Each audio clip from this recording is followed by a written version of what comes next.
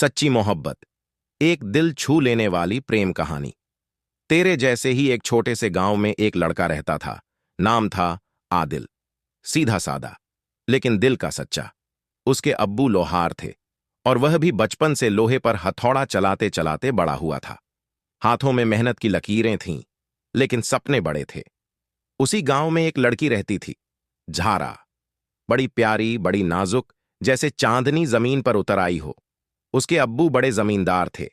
घर में नौकर चाकर ठाठ बाट, लेकिन ज़ारा का दिल सादा था। उसे दिखावे से नफरत थी। उसे पसंद था गांव का खुला आसमान, बहता दरिया और आदिल से बातें करना।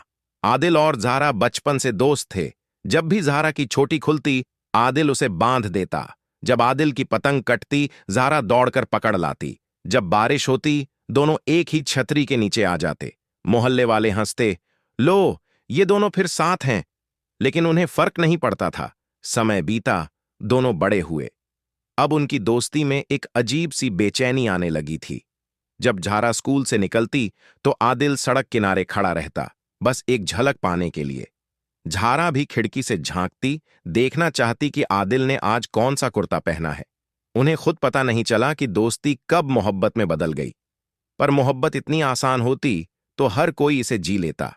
जब झारा के अब्बू को उनकी नजदीकियों की भनक लगी, तो जैसे भूचाल आ गया। तू, एक लोहार का बेटा, मेरी बेटी से प्यार करेगा? उन्होंने झारा को घर में कैद कर दिया। आदिल को धमकी दी, अगर दोबारा मेरी बेटी के आसपास दिखा तो अंजाम बुरा होगा। आदिल मजबूर था, लेकिन मोहब्बत इतनी आसानी से हार नहीं मानती। रातों रात वह गांव छोड़कर शहर चला गया। वहां दिन रात मेहनत की, अपनी किस्मत को खुद के हाथों से गढ़ा। सालों बाद जब वह लौटा तो बदला हुआ था। अब वह एक कामयाब इंसान था, लेकिन उसका दिल वहीं था जहां झारा थी। लेकिन जब वह गांव पहुंचा तो जो सुना, उससे उसके पैरों तले जमीन खिसक गई। झारा की शादी तय हो चुकी थी। गांव में ढोल बज रहे थे, मंडप सज चुका था और वह लड़की जिसे उसने सबसे ज्यादा चाहा, वह किसी और की होने वाली थी। आदिल बिना सोचे समझे झारा के घर जा पहुंचा। दरवाजे पर खड़े होकर झारा को आवाज दी, झारा, अगर तुझे मेरी मोहब्बत पर यकीन है तो एक बार बाहर आ। झारा की आंखों में आंसू थे। उसने दरवाजा खोला, आदिल को देखा और पूरी दुनिया जैसे थम गई। आदिल, तुम आ गए, तुझे लेने आया हूं। उसके अब्बू गुस्से में बाहर आए। गांव वालों ने उसे रोकने की कोशिश की, लेकिन झारा अब किसी की नहीं सुन रही थी।